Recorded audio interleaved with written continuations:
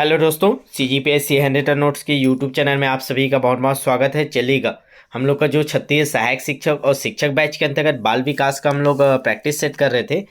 लगातार हम लोग ने प्रैक्टिस सेट कर ही रहे हैं। ठीक है, किसी भी दिन हम लोग का बैच गैप नहीं होता है। तो आज का हमारा प्रैक्टिस सेट नंबर 9 पहुंच गए हम लोग। तो अभी तक आप 1 से लेकर 8 तक नहीं देखें तो क्या करना है, आपको प्लेलिस्ट में जाना है। प्लेलिस्ट में आपका बाल विकास प्रैक्टिस सेट MCQ करके बना हुआ है।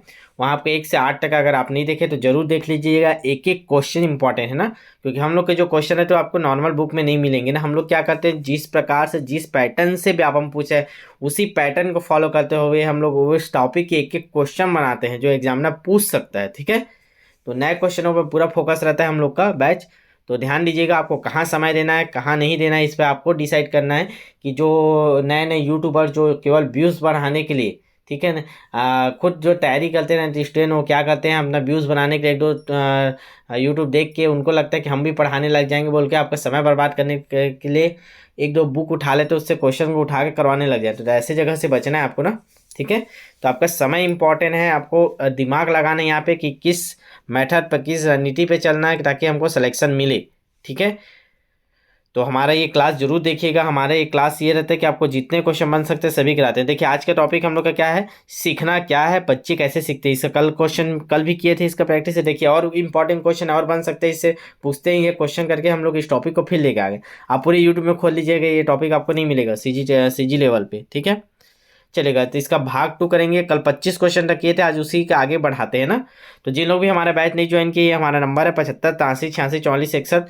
तो जरूर आप हमारा बैच ज्वाइन कीजिए। बेहतरीन रणनीति के साथ पूरी जवाबदारी के साथ आज से लेकर जब तक आपका पेपर नहीं होगा तब तक की पूरी जवाबदारी लेकर हम आपको तैयारी कराते हैं। बीच में आपको एक भी दिन नहीं छोड़ेंगे, ना 1 रुपया आपसे फीस लेते हैं। ठीक है, देख लीजिएगा, सहायक शिक्षक केवल 499 रुपीज़ में आपका अंत तक आपका पूरा तैयारी है ना। 1 रुपया भी फीस बीच में नहीं लेते हम लोग। आपको जो भी चाहिए सिलेक्शन को सब चीज सुविधा हम लोग प्रोवाइड कराते हैं उसी में, है ना। चाहे वो आपका PDF हो, चाहे आपका टेस्ट बैच हो, डेली टेस्ट होता है हम लोग का। ठीक है, रात को 10 बजे तक आपको रिजल्ट भी मिल जाता है डेली। ठीक है, अभी आज का भी जो टॉपिक होगा तैयार कर लीजिएगा। चलिए, एक बार शेयर कर दीजिए, नीचे शेयर का बटन है, नीचे शेयर का बटन है तो शेयर कर दीजिए। लाइव चैट में आ जाइए सभी लोग। लाइव चैट नीचे ऑप्शन है, लाइव चैट का ऑप्शन है, वहाँ आ जाइए। वहाँ आपको आंसर देना है, हम लोग वहाँ से रेगुलेट करते रहते हैं आपको। ठीक है, चलिए, पहला क्वेश्चन आपकी स्क्रीन पे लग भी चुका है। स्टार्ट करेंगे, बहुत फास्ट करेंगे। ठीक है, ये सब कर चुके थे। 25 तो क्वेश्चन 25 से स्टार्ट करना था, कल का क्वेश्चन कर चुके हैं। चलेगा, सीधा क्वेश्चन 25 पे चलते हैं। देखिए, आप लोग का एक भी क्वेश्चन मत छूटे करके हम लोग कोशिश करते हैं, इसीलिए दोबारा आज भी इसी टॉपिक को करवा देते हैं क्योंकि इंपॉर्टेंट है ना। बहुत मेहनत करके हम लोग ये क्वेश्चन निकाले हैं। ठीक है, क्वेश्चन बनाने में पसीने छूट जाते हैं एक एक क्वेश्चन। ठीक है, तो ऐसे जगह से मैं बार बार बोलता हूँ कि ऐसे जगह से बचना है आपको जो आपके डायरेक्ट बुक से उठा के आपको बेवकूफ़ बनाते हैं ना। चलेगा, स्टार्ट करें। क्वेश्चन नंबर 25 आपके स्क्रीन पे दिखाई दे रहा है। चलिए, इसको कर लिए थे, फिर भी करते हैं एक बार। करके सीखना किस अवस्था के लिए उपयुक्त है? शिशु अवस्था, बाल अवस्था, किशोरावस्था? चलिए बता दीजिए आज ये सभी। अगर जिनको याद होगा कल का अच्छे से करते हैं तो आपका आंसर याद होगा। क्या होगा इसका सही आंसर, जल्दी से बताइए लाइव चैट में। बिल्कुल सही जवाब। इसका सही आंसर हो जाएगा ऑप्शन नंबर डी, ये सभी याद रखिएगा। करके सीखना सभी अवस्था के लिए उपयुक्त माने जाते हैं, चाहे वो शिशु अवस्था हो, बाल्यावस्था हो, किशोरावस्था हो, ये सभी ना। चलिए, क्वेश्चन नंबर 26 करते हैं। और बाकी क्वेश्चन आपके बैच में कराए थे ना कल।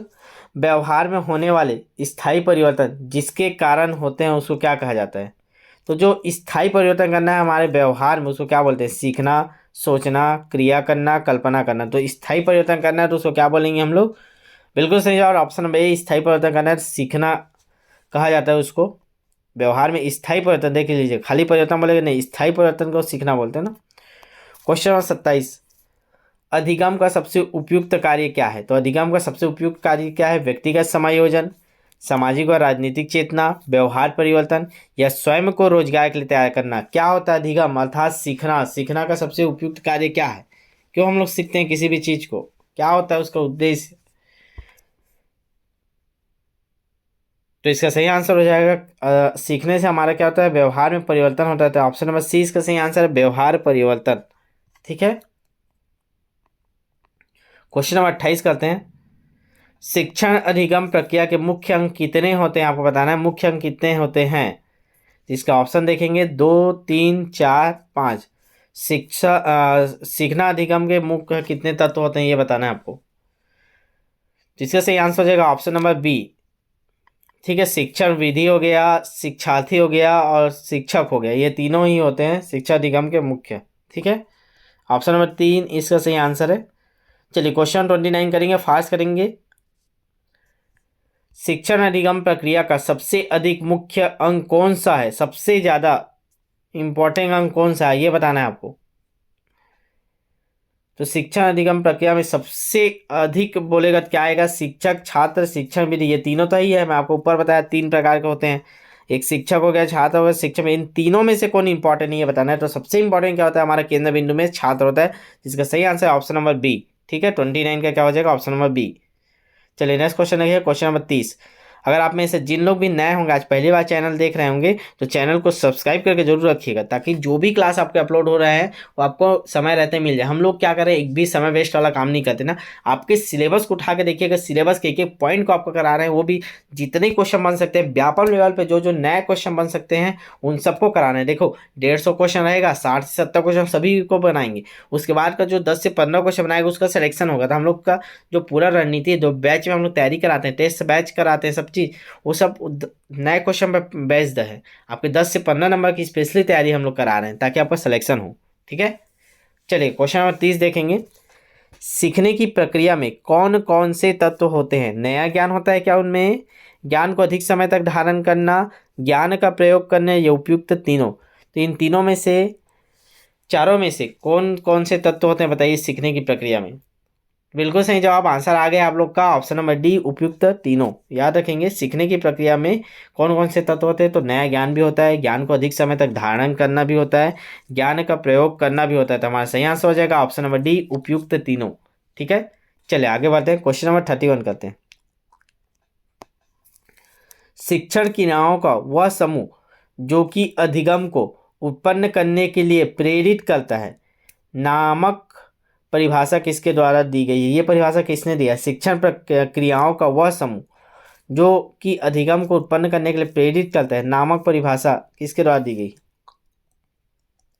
तो किसने दिया ये परिभाषा, ऑप्शन नंबर स्मिथ इसका सही आंसर है। याद रखिएगा, स्क्रीनशॉट ले लीजिएगा, स्मिथ इसका सही आंसर है। परिभाषा वालों को ना एक पेज में लिखते जाया करो, और एक पेज भर जाता है तो उसको चिपका दिया करें। तो जब भी आप अपने रूम में आएंगे या टेबल में बैठेंगे, आपको सामने देखेंगे तो याद रहेगा, और उसका कोई तोड़ नहीं है। क्वेश्चन नंबर 32 करते हैं। कक्षा शिक्षण में अधिगम को किस रूप में पहचाना जाता है। व्यक्तिगत समायोजन, सामाजिक राजनीतिक भिन्नता, विज्ञता, व्यवहार परिवर्तन, विशेष बड़े रोजगार के लिए तैयार करना। तो ये क्वेश्चन ऊपर कर चुके हैं। ठीक है, तो इसका जल्दी से बता दीजिए क्या होगा इसका आंसर। देखिए ये क्वेश्चन के यहाँ पे किए हैं ना,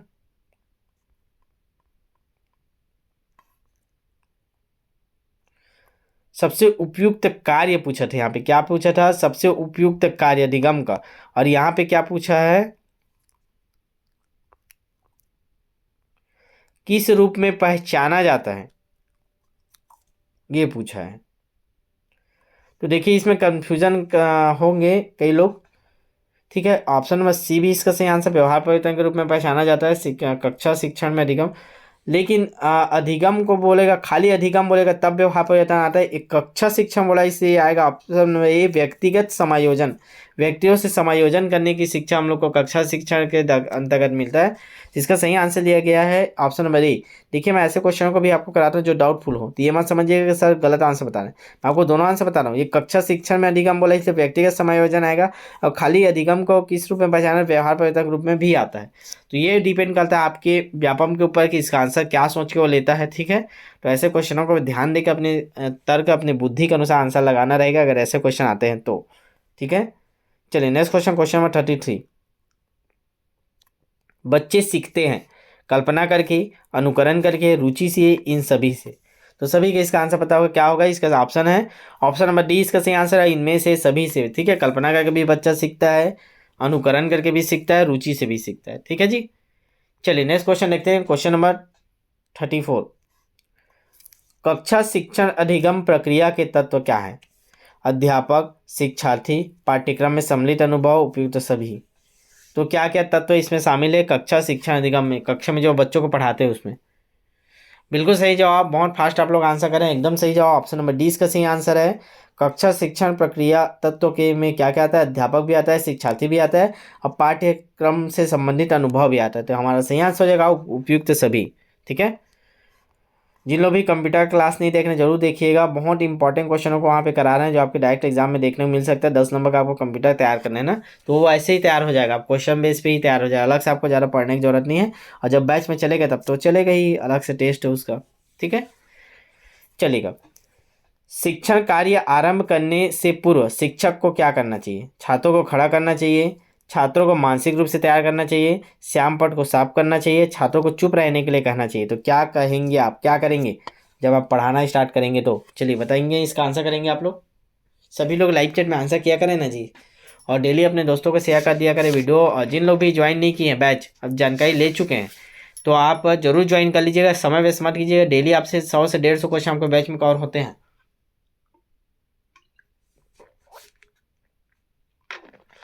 और जिन लोग भी जानकारी नहीं लिए हैं, पहली बार यूट्यूब में देख रहे हैं, तो मेरे से ज़रूर बात कर लीजिएगा, हमारा जो नंबर है उसमें, क्योंकि एक बार आपको तैयारी करना है, कहीं गलत रास्ते पे चले गए तो फिर मुश्किल हो जाएगा। ठीक है, तो इसका सही आंसर हो जाएगा ऑप्शन नंबर बी, छात्रों को मानसिक रूप से तैयार करना चाहिए। तो इसका सही आंसर है ऑप्शन नंबर बी। चलिए नेक्स्ट क्वेश्चन देखते हैं, क्वेश्चन नंबर 36 क्या बोलता है? निचली कक्षाओं में शिक्षण की खेल पद्धति मूल रूप से आधारित होता है। तो जो निचली कक्षा मतलब पहली दूसरी में कैसा होना चाहिए खेल पद्धति? शारीरिक शिक्षा कार्यक्रम के सिद्धांत पर, शिक्षण पद्धतियों के सिद्धांत पर, विकास एवं वृद्धि के मनोवैज्ञानिक सिद्धांत पर, शिक्षण के समाज शास्त्रीय सिद्धांत पर। चलिए बताइए, जो पहली दूसरी क्लास के बच्चे रहते हैं उनका जो खेल विधि है वो किस खेल पद्धति किस रूप पर आधारित होना चाहिए? फास्ट कमेंट करेंगे आप लोग ना।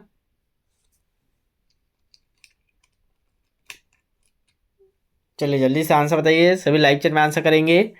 जो नए होंगे चैनल को सब्सक्राइब करके रखिएगा ना, बार बार आपको बोल रहा हूँ, डेली क्लास हो रहा है, 2 से 3 क्लास डल रहा है, ताकि आपको मिल जाए, कोई भी मत छूटे। हम लोग का बेस पूरा व्यापम लेवल पे है ना, बाकी यूट्यूब वाले 1-2 क्लास 10-20 क्वेश्चन करवा के छोड़ देते हैं, हम लोग पूरा कंप्लीट आपका तैयारी कराना है, चाहे यूट्यूब हो चाहे बैच हो।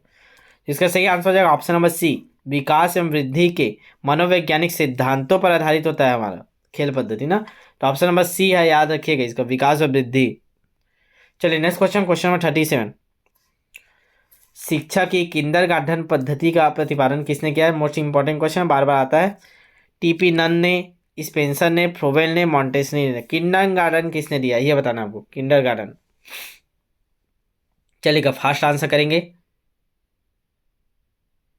चलिएगा, इसको तो मैं आपको होमवर्क दूंगा, मैं आंसर नहीं बताऊंगा, आप लोग भी इसको पढ़ते हो कि नहीं, एकदम इंपॉर्टेंट क्वेश्चन है, तो आप लोग पढ़े हो कि नहीं, इसको मैं आंसर नहीं बता रहा हूँ, इसको आपको होमवर्क दे रहा हूँ, आप लोग लास्ट में कमेंट में करिएगा, तो इससे पता चलेगा आप लोग अंत तक जुड़े हो कि नहीं। क्लास खत्म होने के बाद कमेंट बॉक्स में कीजिएगा किंडरगार्टन पद्धति किसने दिया है, चारों ऑप्शन आपके सामने है। ठीक है, अगर आपको नहीं पता है फिर आप आज तक तैयारी नहीं किया बाल विकास का। ठीक है, चलिए बताइएगा, फास्ट कमेंट करेंगे इसका ना, स्क्रीनशॉट ले लीजिएगा। चलिएगा क्वेश्चन नंबर 38 देखते हैं, निम्नलिखित में कौन सा शिक्षक से संबंधित अधिगम को प्रभावित करने वाला कारक है? तो शिक्षक से संबंधित अधिगम को प्रभावित करने वाला कारक क्या है? विषय वस्तु में प्रवीणता, बैठने की उचित व्यवस्था, शिक्षण अधिगम संस्थानों की उपलब्धता, विषय वस्तु या अधिगम अनुभव की प्रकृति। तो क्या चीज़ शिक्षक से संबंधित अधिगम को प्रभावित करता है? तो देखिए ध्यान से पढ़िए, क्वेश्चन को समझने की कोशिश कीजिए।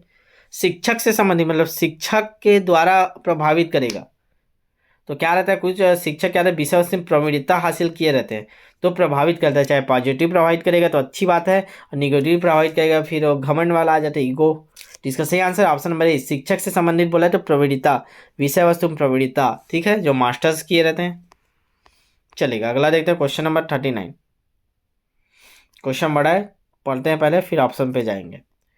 निम्नलिखित में से अंतः विषयी अनुदेशन का सर्वोत्कृष्ट लाभ क्या है? जो अंतः विषयी अनुदेशन है उसका लाभ पूछा है, तो पढ़ते जाइएगा, समझ में आएगा ऑप्शन। विद्यार्थियों को सीखे गए ज्ञान को बहु संदर्भों में अनुप्रयोग करके और सामान्यीकृत करने के अवसर दिए जाएं। प्रकरणों की विविधता जिन्हें परंपरागत पाठ्यचर्चा से संबंधित किए जाने की आवश्यकता है से शिक्षकों के अभिभूत होने की कम संभावना होती है। नेक्स्ट ऑप्शन देखते हैं, 2 ऑप्शन।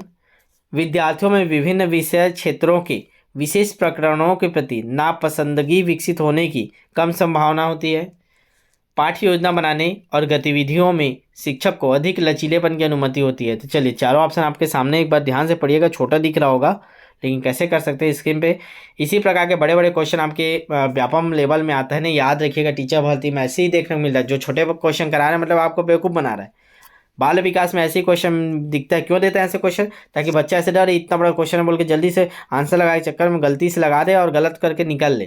तो व्यापम चाहता है कि आप गलती करो, बड़ा क्वेश्चन देख के आप डर जाए, इसलिए बड़ा क्वेश्चन देते हैं। इसका सही आंसर ऑप्शन नंबर ए, विद्यार्थी को सीखे गए ज्ञान को बहु संदर्भों में अनुप्रयोग करने और सामान्यीकृत करने का अवसर दिया जाना चाहिए। आपको भी पता है ये सही आंसर हमारा, कि बच्चा जो भी सीख रहा है उसको अनुप्रयोग करे, बहु क्षेत्रों में, अलग अलग क्षेत्रों में, घरेलू क्षेत्रों में, हर प्रकार से अनुप्रयोग करे और नए कुछ सीखने में और सामान्यीकरण करने का अवसर दिया जाए।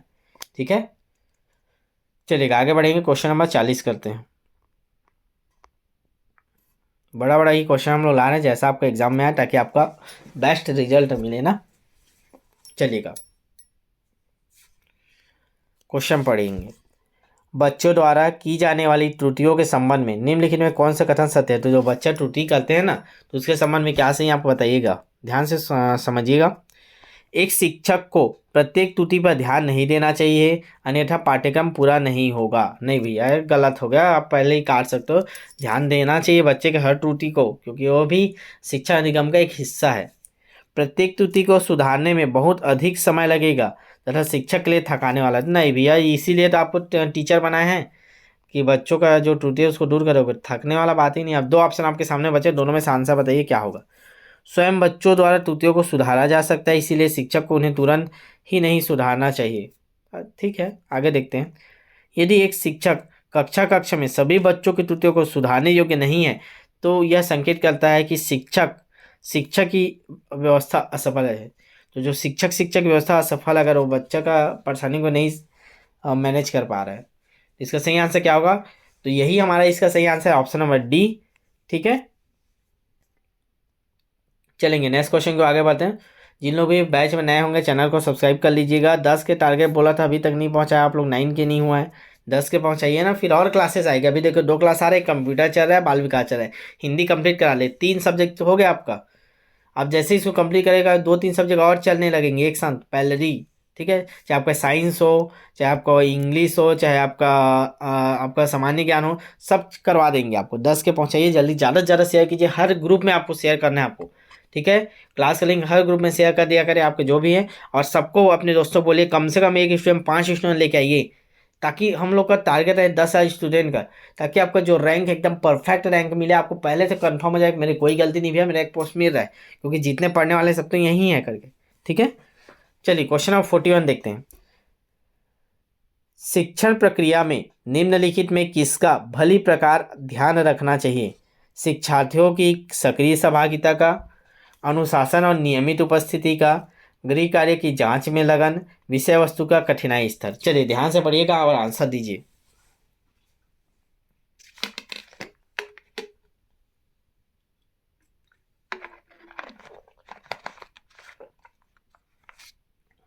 चलिए इसका आंसर क्या हो जाएगा? तो याद रखेंगे हमको किसका भली भांति प्रकार से ध्यान रखना चाहिए। तो बिल्कुल सही जवाब ऑप्शन भाई, विद्यार्थियों की सक्रिय सहभागिता का। ठीक है, शिक्षण प्रक्रिया में अगर विद्यार्थी सक्रिय रूप से भाग लेता है तो वो अच्छी तरीके से सीखता है और वो लंबे समय तक स्थायी रूप से सीखता है ना। चलिए नेक्स्ट क्वेश्चन, क्वेश्चन नंबर 42 करेंगे। आप देख लीजिएगा, आपको बोल रहा हूँ एक भी क्वेश्चन आपको डायरेक्ट बुक में नहीं मिलेगा, ऐसा छोटा छोटा क्वेश्चन दे दिया रहता है जो बार बार रिपीट हुआ, बस उसी को दे दिया रहता है। नए क्वेश्चन मेहनत नहीं करते, बुक छापने वाले, चाहे अरिहंत हो, अजय माला, प्रबोध, ये सब किसी बुक में खोद लीजिएगा, नए क्वेश्चन ज़्यादा नहीं मिलते ना आपको। तो हम लोग बहुत मेहनत करते हैं, एक एक टीचर रात रात भर जग के क्वेश्चन बनाता है, तो उसका वैल्यू समझिएगा। ठीक है, बैच में आपको ज्वाइन हो जाइए ताकि आपको समय रहते कोई गलती ना हो। जब बच्चा फेल होता है तो इसका तात्पर्य है कि बच्चे ने उत्तर को सही तरीके से याद नहीं किया, बच्चे को प्राइवेट ट्यूशन लेनी चाहिए थी, व्यवस्था फेल हो गई, बच्चा पढ़ाई के योग्य नहीं है। तो क्या सही आंसर है? अगर बच्चा फेल हो गया तो इसका निष्कर्ष क्या निकालेंगे आप लोग, जल्दी से बताइएगा। तो इसका सही आंसर हो जाएगा ऑप्शन नंबर सी, व्यवस्था फेल हो गई। अगर बच्चा फेल हो रहा है मतलब आपका शिक्षण प्रक्रिया का जो व्यवस्था है वो फेल हो गई। ठीक है, चलिए नेक्स्ट क्वेश्चन, क्वेश्चन नंबर 43 देखेंगे ना। चलेगा, ध्यान से देखेंगे क्या बोलता है। बच्चों को शाब्दिक और गैर शाब्दिक दंड देने का परिणाम क्या होता है, ये बताना है आपको। शाब्दिक मतलब आप बोल के डांटोगे, गैर शाब्दिक मतलब मारोगे पीटोगे। तो ऐसा अगर दंड देते हैं तो उसका परिणाम क्या होता है। उन्हें कार्य करने के लिए प्रेरित करना, बच्चे की छवि की सुरक्षा करना, उनके अंकों में सुधार करना, उनके स्वयं के प्रति अवधारणा को नष्ट करना। तो ये आपको आंसर देना है चारों में से क्या परिणाम होता है, इस पर फोकस करना है आपको। ठीक है, तो जिन लोग भी बैच ज्वाइन नहीं किए जरूर बैच ज्वाइन कर लीजिएगा। ठीक है, या आप जानकारी नहीं लें, बात नहीं करें, एक बार मेरे से जरूर बात कीजिएगा। तो इसका सही आंसर है ऑप्शन नंबर डी, उनके स्वयं के प्रति अवधारणा को नष्ट करना। ठीक है, ताकि बच्चे वो जो गलतियां कर रहे हैं वो गलतियों को बंद कर दे, खुद से बंद करे। तो उनको गलतियों के लिए समझाना है, स्वयं के प्रति जो अवधारणा बन चुकी है उनको उसको दूर करना है ना। चलिए नेक्स्ट क्वेश्चन करेंगे, क्वेश्चन नंबर 44। फिर से बड़ा क्वेश्चन है, ध्यान से पढ़िएगा। अपनी कक्षा के बच्चों को उनकी अपनी अवधारणाओं को बदलने में आप किस प्रकार सहायता करेंगे। देखिए पहले क्वेश्चन में बोल दिया कि उनकी अवधारणा को बदलना है, आप कैसे बदलेंगे ये बताना है आपको। बच्चों को सूचनाएं लिखाकर उन्हें याद करने को कहेंगे। यदि बच्चा की अवधारणा गलत हो तो उन्हें दंड देंगे। तथ्यात्मक जानकारी देता अवधारणाओं के बारे में बच्चों को अपनी समझ को व्यक्त करने का अवसर देकर। तो ये चार ऑप्शन आपके सामने, जल्दी से बता दीजिए आप किसी बच्चे की जो अवधारणा है उसको कैसे चेंज करेंगे। जो नए होंगे चैनल को सब्सक्राइब कर लीजिएगा और लाइक जरूर किया करें क्लास के बाद। जो होमवर्क दिया हूँ किंडर गार्डन वाला उसको सब लोग कमेंट करके जाइएगा। चलिए क्वेश्चन नंबर तो 44 का आंसर क्या हो जाएगा, ऑप्शन नंबर डी, अवधारणाओं के बारे में बच्चों को अपनी समझ को व्यक्त करने का अवसर देकर। ठीक है, जो बच्चों को बोलिए कि आप क्या समझते हैं बताइए, उनको अवसर दीजिए ताकि वो अपनी समझ को बताए, फिर आप उसके बाद उनको समझा कर उनमें चेंजेस करेंगे। ठीक है जी, चलेंगे नेक्स्ट क्वेश्चन करते हैं, क्वेश्चन नंबर 45। चलेंगे, बच्चे किस प्रकार सीखते हैं, नीचे दिए गए कथन में से कौन सा इस प्रश्न के विषय में सही नहीं है बोला है। देखिए टॉपिक के जितने क्वेश्चन, आपका टॉपिक है ना बच्चे कैसे सीखते हैं, जितने क्वेश्चन बन सकते हैं सभी आपको कराना है ना। ओपन चैलेंज आपको यूट्यूब में एक भी चैनल बता दीजिएगा जो ऐसा क्वेश्चन कराता होगा। ठीक है, आपको ओपन चैलेंज आप भेज दीजिए व्हाट्सएप में स्क्रीनशॉट करके, या उस चैनल का नाम जो ऐसी नया क्वेश्चन कराता होगा जो आपको बुक में नहीं मिलता होगा। ठीक है, उन लोग क्या करते हैं बुक से उठा कर आते हैं। मैं बार बार बोल रहा हूँ ऐसे चैनल ऐसे यूट्यूबर से बचना है जो आपका भविष्य खराब कर रहे हैं, केवल अपने पैसा कमाने के उद्देश्य से। आपके कोचिंग फील्ड में ऐसे कोचिंग वालों से भी बचना है जो केवल पैड बैच बेचे पड़े हैं, 20-30 वीडियो बना लिए बस, उसको मतलब नहीं, 30-40 वीडियो बना लिए उसको बेच रहे हैं 2000-4000 में। बाकी आपके सिलेक्शन से कोई मतलब नहीं, आपको कंटिन्यूटी बना के नहीं देते, बस ये बोल देते कि लास्ट तक देख सकते हो। भैया वही वही चीज़ को क्या देखेगा आदमी। आप रोज नया कंटेंट दीजिए ना, डेली हर चीज़ नया टारगेट दीजिए, नया कंटेंट दीजिए, नया क्वेश्चन कराइए बच्चे का। आज से लेकर एग्जाम तक आप उसको पूरा परफेक्ट तैयार करके रखिए, मोटिवेट करके पूरा तैयारी को बनाए रखिए, तब तो उससे रिजल्ट मिलेगा ना। तो कोचिंग इंस्टीट्यूट वालों का जो पैसा कमाने वाला काम है ना, उससे बचिएगा आप लोग। ठीक है, चलेगा 45 देखते हैं ना। तो इसका सही आंसर क्या हो जाएगा, क्वेश्चन पढ़ते हैं पहले।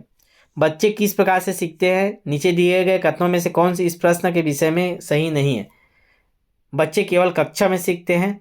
बच्चे तब सीखते हैं जब वे संज्ञानात्मक रूप से तैयार होते हैं। बच्चे अनेक प्रकार से सीखते हैं। बच्चे सीखते हैं क्योंकि वे स्वाभाविक रूप से प्रेरित होते हैं। गलत बताना है तो गलत क्या जी, यही गलत है पहला ऑप्शन।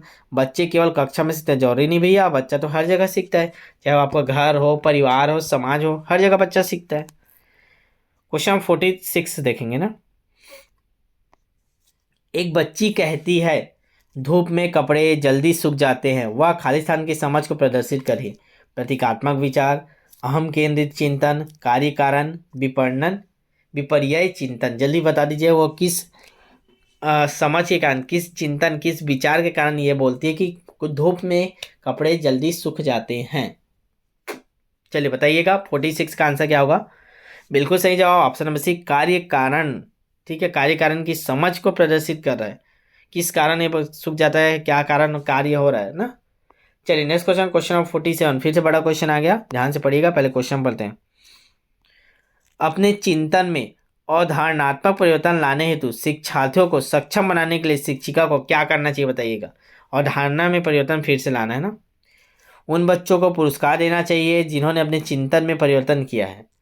बच्चों को स्वयं चिंतन करने के लिए हतोत्साहित करना चाहिए। तो ऐसी खत्म है, नहीं पढ़ेगा तो सही शब्द आ गया मतलब खत्म। व्याख्यान के रूप में व्याख्या प्रस्तुत करनी चाहिए। नहीं, व्याख्यान करोगे क्या मिलेगा। अब दो ऑप्शन बचा आपके, ए और डी। ऑप्शन नंबर डी देखते हैं। स्पष्ट और आश्वस्त करने वाली व्याख्या देनी चाहिए तथा शिक्षार्थियों के साथ चर्चा करनी चाहिए। तो इसका सही आंसर क्या हो जाएगा। बिल्कुल यही सही आंसर है। हमको स्पष्ट और आश्वस्त करने वाला, बच्चा संतुष्ट हो जाए ऐसे व्याख्या देनी चाहिए और शिक्षार्थियों के साथ चर्चा करना चाहिए। ठीक है, चलिए क्वेश्चन नंबर 48 देखते हैं ना। क्वेश्चन नंबर 48 क्या बोलता है, ध्यान से पढ़ेंगे। विद्यालय से विद्यार्थियों के भाग जाने का कारण क्या है। देखे होगा आप लोग, बच्चे लोग क्या करते हैं, एक दो परेड होता है फिर भाग जाते हैं। क्यों भागते हैं।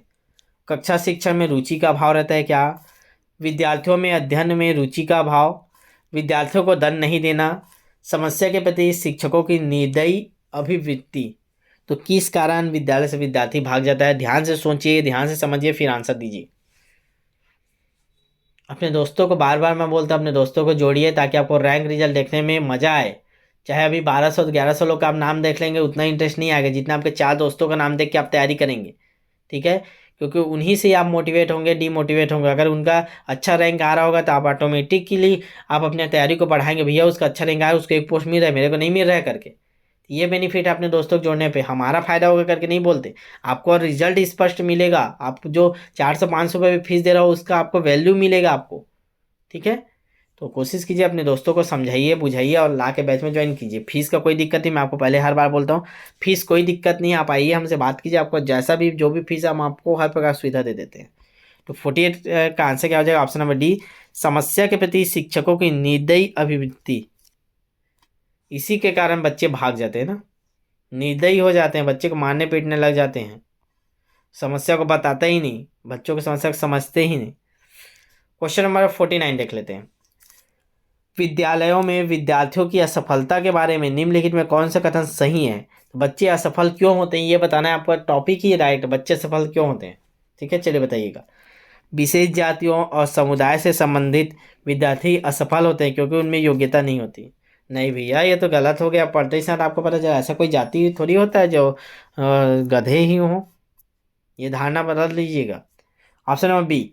विद्यार्थी विद्यालयों में असफल होते हैं क्योंकि उन्हें अधिगम के लिए उपयुक्त पुरस्कार नहीं दिए जाते। भाई पुरस्कार नहीं देंगे तो असफल होगा क्या, ये जरूरी ये भी नहीं है। तो 2 ऑप्शन कट गया, 2 ऑप्शन और बचे, इसमें बताइएगा। विद्यार्थी असफल होते हैं क्योंकि शिक्षण उस तरीके से नहीं किया जाता जो उनके लिए सार्थक हो। एकदम सही लग रहा है जी। विद्यार्थी असफल होते हैं क्योंकि विद्यालय व्यवस्था प्रत्येक विद्यार्थी की आवश्यकताओं और भी रुचियों का ध्यान नहीं रखती। बिल्कुल ये भी सही आंसर है। तो हमारे दोनों सही आंसर है, सी और डी। तो इसका सही आंसर क्या हो जाएगा, इसका सही आंसर देख लीजिए किसमें, सी और डी। तो इसका सही आंसर ऑप्शन नंबर बी, सी और डी। ठीक है, चलिए आगे बढ़ेंगे। क्वेश्चन पढ़िए, क्वेश्चन नंबर 50। तब तक मैं थोड़ा पानी पी लेता हूँ। अभी पढ़ते समय पानी पीते रहा करें। ठीक है, बहुत जरूरी होता है स्टूडेंट के लिए पानी बीच बीच में पीते रहना। ठीक है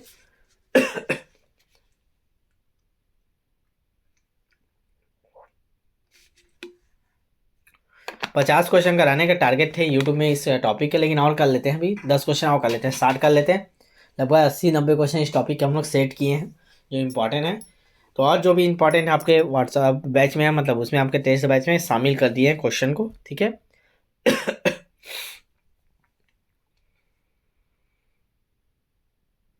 चलेगा, क्वेश्चन पढ़ते हैं। Question number 50। बहुत मेहनत लगता है ना क्लास बनाने में आप लोग के साथ। देखिए हम लोग का एकदम मतलब गला बैठ जाता है ना, तो ध्यान दीजिएगा, आपको भी बहुत मेहनत करना है। हम आपके लिए मेहनत करें तो आपका भी फर्ज है आप टीचर का वैल्यू समझे, उसका रिस्पेक्ट करें। तो आपको मैं बोला था कि आप लोग हमारे जो बैच का वो पम्पलेट उसको शेयर कीजिए। लगभग 400-500 स्टूडेंट ने किया था, बाकी लोग नहीं किए। क्यों नहीं किया आप लोग समझिए उसको, आपका फर्ज है। तो जिन लोग भी शेयर नहीं करते क्लास को शेयर कीजिएगा और कम से कम 4 से 5 दोस्तों को जोड़िए। ठीक है, चलेगा। जब एक विद्यार्थी असफल होता है तो समझा जाता है पद्धति असफल है, शिक्षक असफल है, पाठ्यपुस्तक असफल है, व्यक्तिक असफलता है। तो एक विद्यार्थी असफल होता है तो क्या समझते हैं हम लोग, जल्दी से बताइएगा बिल्कुल, अगर एक विद्यार्थी असफल हो मतलब वो टीचर असफल है, याद रखिएगा। अगर टीचर सफल रहता तो एक ऐसा पद्धति अपनाता जिससे बच्चा सीखता, फेल नहीं होता। ठीक है, तो पूरी गलती टीचर की मानी जाती है। तो अगर टीचर असफल है मतलब उसका शिक्षा पद्धति गलत है। ठीक है, इसका सही आंसर है ऑप्शन नंबर बी। चलिए नेक्स्ट क्वेश्चन कर लेते हैं। Question number 51। बच्चा किस प्रकार सीखता है, पुस्तक पढ़कर, परिचर्चा द्वारा, प्रश्न पूछकर या कई प्रकार से? जल्दी से बताइएगा बच्चा कैसे सीखता है। फर्स्ट कमेंट करेंगे। डेली 9 बजे क्लास होता है, चाहे संडे हो या मंडे, आपको डेली आना रहता है ना, याद रखिएगा। कोई त्यौहार कोई से हमको मतलब नहीं, हमको सिर्फ मतलब आपके कंटिन्यूटी बनाए रखने पर, आपके सिलेक्शन से मतलब हमारा ना उद्देश्य ही हमारा आपका सिलेक्शन है। तो इसका सही आंसर हो जाएगा ऑप्शन नंबर डी, कई प्रकार से बच्चा सीखता है। चलिएगा, इसीलिए मैं आपको बोलता हूँ हमारा उद्देश्य आपका रिजल्ट, आपका सिलेक्शन। इसीलिए बोलता हूँ आप शेयर कीजिए, ज़्यादा से ज़्यादा बच्चों को जोड़िए ताकि आपका सिलेक्शन और पक्का हो, ताकि जितने ज़्यादा बच्चे जुड़ेंगे हमसे उतना ज़्यादा बेस्ट आपका रैंक, रिजल्ट, टॉपर लिस्ट पता चलेगा। जब एक विद्यार्थी असफल होता है तो समझा जाता है कि यह व्यक्ति का सफलता है, शिक्षक असफल है, पद्धति असफल है, पाठ्यपुस्तक। इसका सही आंसर क्या? ऑप्शन नंबर बी ना। चलिए नेक्स्ट क्वेश्चन, क्वेश्चन नंबर 43 करेंगे। ये भी कर लिए, 44 करते हैं ना। नवीन ज्ञान की प्राप्ति कैसे होती है? रटने के द्वारा, ज्ञान स्थानांतरण के द्वारा, अनुभव द्वारा, नवीन अर्थ ढूंढने के द्वारा, उपयुक्त में से कोई नहीं। तो बताया नवीन ज्ञान की प्राप्ति कैसे होता है। जल्दी 54 का आंसर करेंगे, फास्ट करेंगे, लाइव चैट में आपका आंसर करना रहता है, अंतिम तक बने रहिएगा। 6 से 7 क्वेश्चन और करेंगे अभी।